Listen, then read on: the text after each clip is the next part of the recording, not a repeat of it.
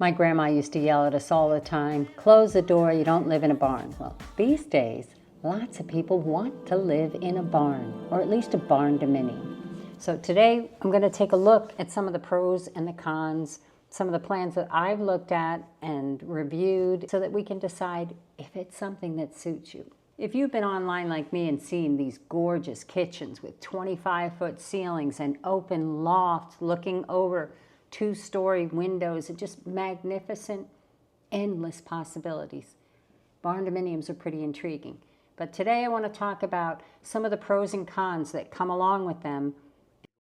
The clients that I've worked with online that are using a barndominium style build have specific needs, and the barndominium suits that well. So we want to talk about why you might want to live in one and why it might not be right for you. Your choices are unlimited. People love barndos because of the flexibility, also because of the cost, and because of the speed of construction. But we're going to talk about all of those three because they're not all true.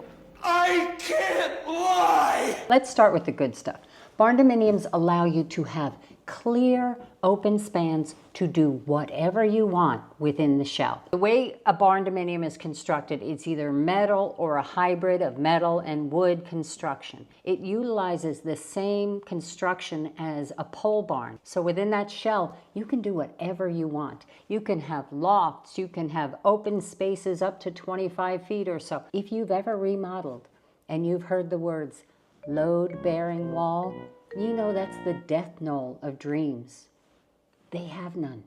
Barndominiums are a wide open shell that you can put walls and floors and ceilings wherever you want. Since they're generally constructed of metal, there's a couple of advantages, one of which is no mold. They're fire resistant. They hold up better to hail, to tornadoes. I think a lot of them are ranked somewhere around 165 to 185 mile-an-hour winds. That's like Florida hurricane kind of codes. That's great. The speed of construction is also another advantage. When you see these things go up, it is lightning fast. The foundation gets poured and boom, there's a structure within a few days. The problem is, it still takes the same amount of time as a traditional build to finish the insides. I've worked with a bunch of clients over the last couple years that are building barndos. Here is the update. And they have specific needs, and this design fits them perfectly. One guy wants to work on his boats all winter long in Wisconsin. One guy's a scientist. He has a huge workshop set up. Other ones are farmers. Some are dog breeders. And you just love causing trouble, don't you? There are endless reasons why a barndominium suits a certain lifestyle. And that's when you want to have a multifunctional space. If you're just looking for a house, a barndominium is not going to be any less expensive or any faster to go up than a traditional build.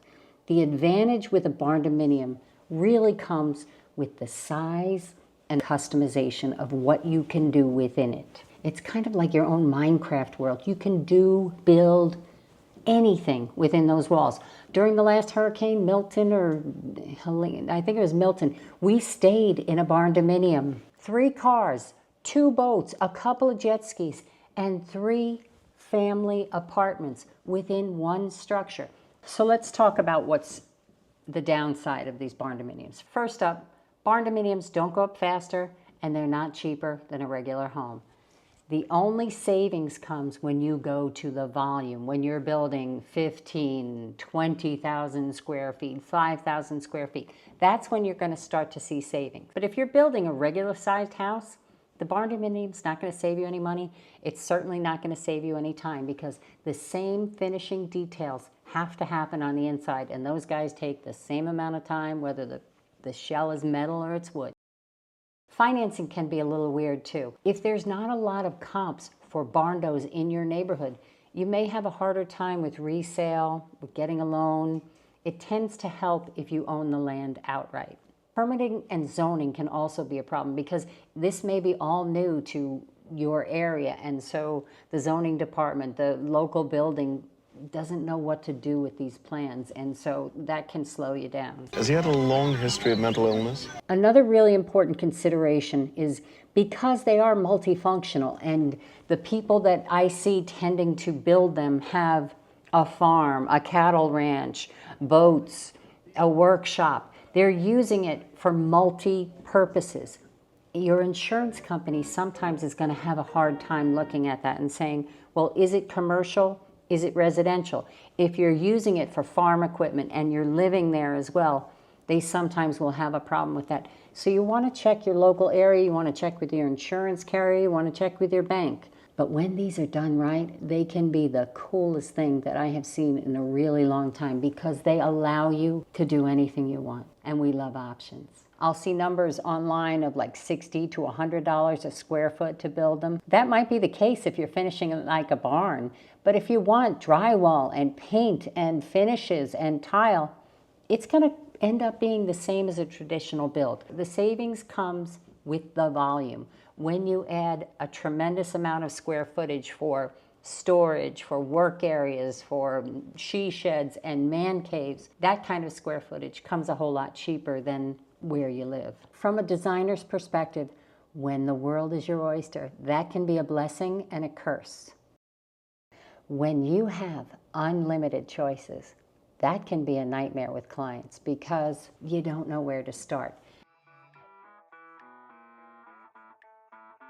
Because the spaces are generally used for a big garage and then the living space, there tends to be a lot of long hallways. There also tends to be a lot of grand ceilings, 20, 24 feet. So lighting is a big concern.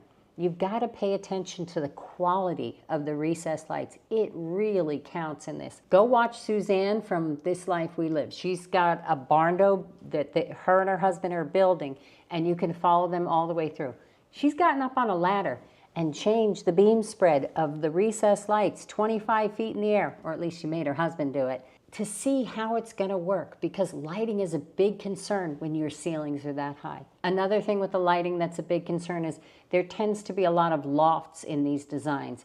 And when you have a loft overlooking the kitchen, the dining room below, you often have a lot of sound transfer. You also have a lot of light transfer. And so you've got to worry about those recessed lights that are meant to hit the kitchen island down 25 feet also spilling light into the loft area. And you've got to pay attention to all those different heights. When rain and hail hit metal tin roofs, it's like my brother when he got a drum set. Make sure that public spaces are insulated from private space. Barndominiums look so cool when you see them, but don't be fooled. It's got to start from the inside. The function's got to work first. I find that the barndominiums are best suited to people who have a lifestyle that combines a big hobby or a big business that they want under one roof. Take a look at this barndominium set of plans. Now this is a 3-bedroom, 2.5. We've got the front door right here, great room, kitchen, pantry. We've got a long hallway, bedroom 2, bedroom 3, a shared Jack and Jill. What do we think about this? We've got a fireplace over here and the front door over here. What it creates is a path in, and we have to leave this clear in front of the fireplace. So it limits how much room we have for actual furniture. This is dead space and this is dead space as far as where you can put furniture. In between the great room and closet number 2 is just this little wimpy wall. So I'd make sure that my builder included rock wool or some other kind of sound dampening insulation between those 2 rooms to improve that this kid can go to bed when you're up late. I guess the views are here, but so is the doors opening to the fridge and the oven. So having seating on this side is not ideal. When you are working in the kitchen and you're at the sink, I need something from the fridge. Boom, over here, all the way over here to the pantry. It's not ideal to be that far away. Down the hallway, look at all of this real estate that is taken up. With this closet at 1410, almost 15 feet long, you could cut it in half and have his and hers, hers and hers, his and his, whatever works for you. You could have 2 separate closets. Just saying. We've got this Jack and Jill over here. Everybody's doing these, I get it. You know, you want the toilet and the tubs to be separate because there's such a need to get into the sink every minute. No, okay, no, not the bathroom. Everybody, go outside! What you sacrifice is light, because if there were a window in this, but there isn't, when these doors are closed, these sinks are just a dark hole. There's no light. Stop at the Jack and Jill. Thanks so much for watching. See you next time. can't be good, I can't be good